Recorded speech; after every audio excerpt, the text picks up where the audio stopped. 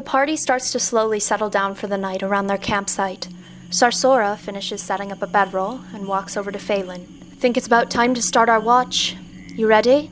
Faelyn sits against a tree, reading his massive spellbook. He looks up at Sarsora's question, his gaze unenthusiastic, but not annoyed either. Very well. Faelyn closes the book. He stands up and brushes himself off from the back where he sat. It'll be over before you know it. Sarsora starts towards the edge of camp, her warhammer held across her shoulders. Come on, Gam-Gam. Cease this name-calling. I am not fond of being compared to grandmothers. You know, where I come from, there are many grandmothers who could best you in combat faster than you could say Elvish.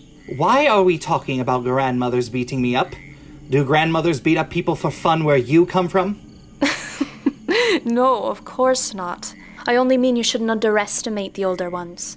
Age doesn't always equal frailty. Of course not. To underestimate the elders is to undermine knowledge. To undermine knowledge is to give yourself to ignorance. Sarsora reaches her watching spot and sits down. She's hiding a smile.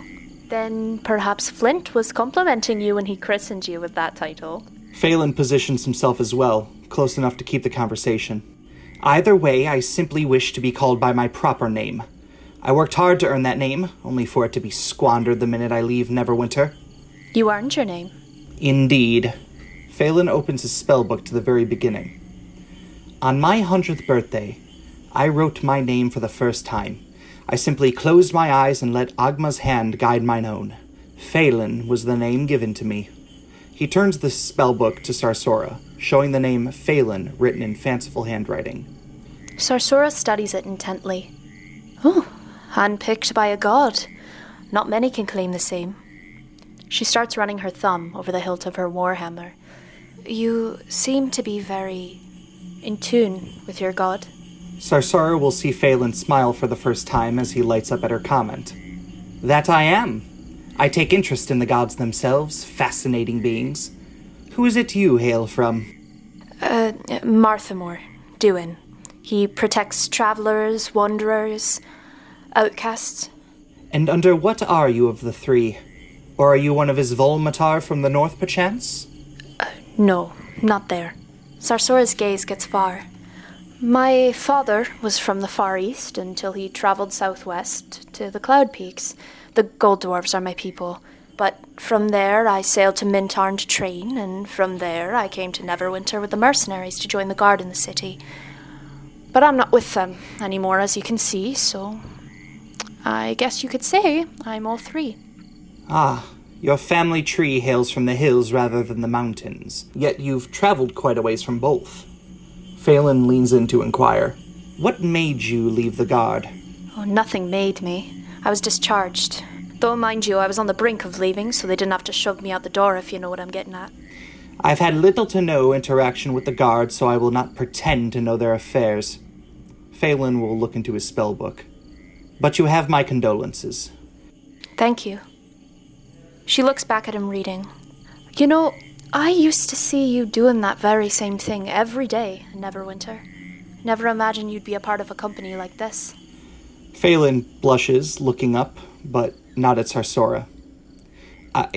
Neither did I, but I have my reasons for leaving Neverwinter as well.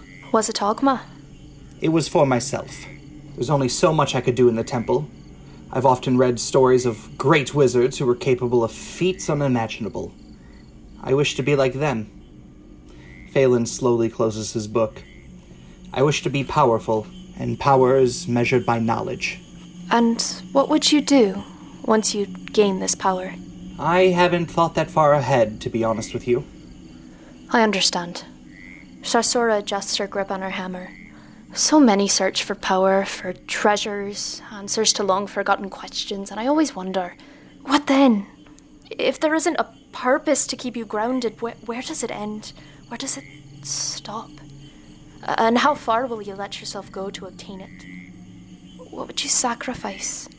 Her grip is getting harder on her weapon. These are concepts I will have no choice but to consider in my future. Along the way, I wish to ascertain such paths taken by others, so in their choices I might find the wisdom to make the right ones. That's noble of you. Keep your mind that way, always. Sarsora loosens her grip. And what of you? Surely you have aspirations. Sarsora thinks for a bit. I had a purpose in Neverwinter. Ever since the fire, all I wanted to do was protect, and I did that. I was a good wife, a good sergeant, a good friend, but I lost all that, and the only thing I have left now is my cousins, Gundren, and the others, and Martha Morduin. I was going to Faelyn to live with them and maybe find a new aspiration. But now that Gundren's in danger, that's my focus now. To bring him home safe. After that, who knows? You have lost a considerable amount. I will not pretend to know the burden that lies upon your shoulders, as I am inexperienced with such hardships. So, forgive my misunderstandings. It was not my intent to freshen previous emotional wounds if I have done so. Oh, no, you've not done that. There's nothing to forgive. I'm glad you don't understand. To know how I feel would mean you'd gone through something of the kind yourself, and I wouldn't wish that on anyone. That is kind. I have a favor to ask of you. Sarsora looks towards him. A look of desperation shows on Faelyn's face. Keep me alive. On my own, I'll likely die with the way things have been going. In turn, I give you my word I will aid you all I can in reuniting you with your kin. There is a pause as Sarsora looks at him, studying, learning. Her expression softens into one bittersweet. I will protect you to the utmost of my ability. I can't promise it'll be perfect, but my word is my bond, and I'll do all I'm capable of.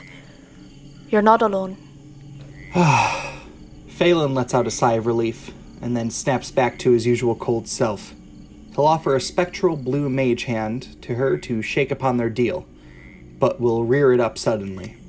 And stop calling me Gam Gam. He positions the mage hand to be shaken again. Sarsora smiles, amused. Sure, if you give me your real hand. The mage hand slumps downward in disappointment, as if it has a mind of its own. Faelyn stands up, walks over to Sarsora, and extends his hand. She shakes it once, firmly. Faelyn it is. Can't go against dogma now, can we? I wouldn't dream of it.